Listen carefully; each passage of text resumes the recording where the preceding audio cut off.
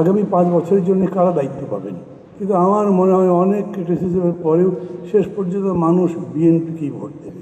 অনেকগুলো কথা উঠেছে যেটা রিপোর্টে আসছে, যেটা আপনাদের দাবি দেওয়ার মধ্যে আছে, এবং এটা মানবার জন্য এখন যে সরকার, তারা তো আর নাই, 3 মাস পরে তারা নাই।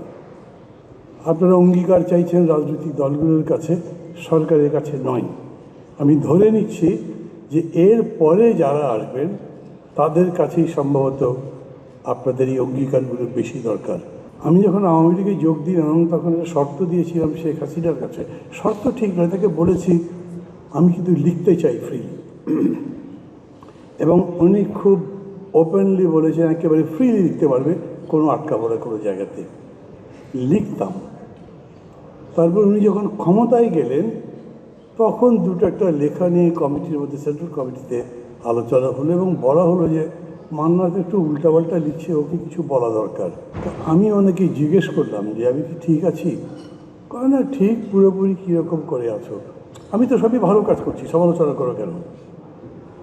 আপনাদের বোঝার জন্যে বলছি, যিনি 1 নম্বর মানুষ, বলে না মাছের পচন ধরে মাথা থেকে, উনি যদি ক্ষমতায় যাবার পরে এরকম বদলে যান, তো বাকি আমাদের কাছ থেকে এসব অঙ্গীকার নিয়ে লাভ কী হবে আপনাদের? Bashundhara public school and college 2026 শিক্ষাবর্ষে ভর্তি চলছে। আমি যদি একদম ফোকাস থাকি তাহলে এটা বলবো যে আমাদেরকে ওই জায়গাটা ধরতে হবে। যিনি এই কাজগুলো করবেন তার থেকে অভিজ্ঞতা দেন, তার থেকে কমিটমেন্ট দেন। এবং আমি বলেছি আমার কাছ থেকে নিয়ে লাভ হবে না। এই সরকার চলে যাওয়ার পরে কারা আসবেন? আগামী অন্তত 5 বছর গণতান্ত্রিকভাবে দেখলে তো তারাই দেশটা চালাবে, তারাই এই গণমাধ্যমের স্বাধীনতা নিশ্চিত করবে, তারাই এদেশের গণতন্ত্র নির্মাণ করবে, তারাই এদেশের অর্থনীতি সহ সামগ্রিক বিষয়গুলো নির্মাণ করবেন।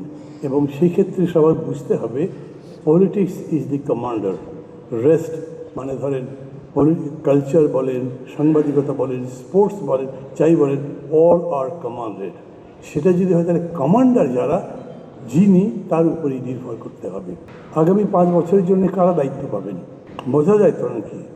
আমি জানি না, আপনারা হয়তো বলতে চাইবেন না। আমি বলি আমার তো মনে হয়, আমি কোনো বিএনপির পক্ষে ক্যাম্পেইন করি, আমি তো বিএনপি করি না, কিন্তু আমার মনে হয় অনেক ক্রিটিসিজমের পরেও শেষ পর্যন্ত মানুষ বিএনপিকেই ভোট দেবে। তো এই জবাব সবচাইতে ভালো কে দেবেন? এখানে মির্জা ফখরুল ভাই আছেন।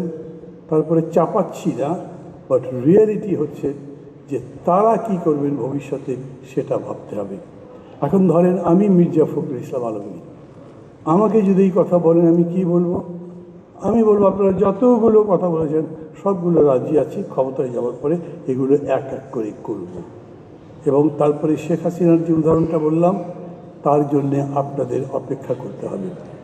আমরা যখন বলি যে সাংবাদিকতা বা সাংবাদিকরা হচ্ছেন ওয়াচডগ, তখন এটা মিন করে কি?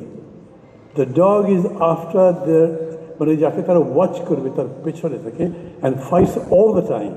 মানে এরকম যে তারা তাকে ছেড়ে কথা বলছে না, সবসময়ের জন্য লড়াই করছে। মনে রাখা উচিত এই লড়াইটাই জারি করতে হবে।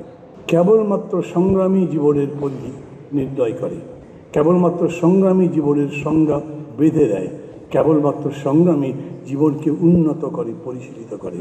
আমরা যে জীবন গড়তে চাই, আমরা যে রাষ্ট্র গড়তে চাই, আমরা যেভাবে গণতন্ত্র নির্মাণ করতে চাই, সেটা কোনো সময়ের জন্যে সংগ্রাম ছেড়ে দিয়ে নির্মাণ করা যাবে না।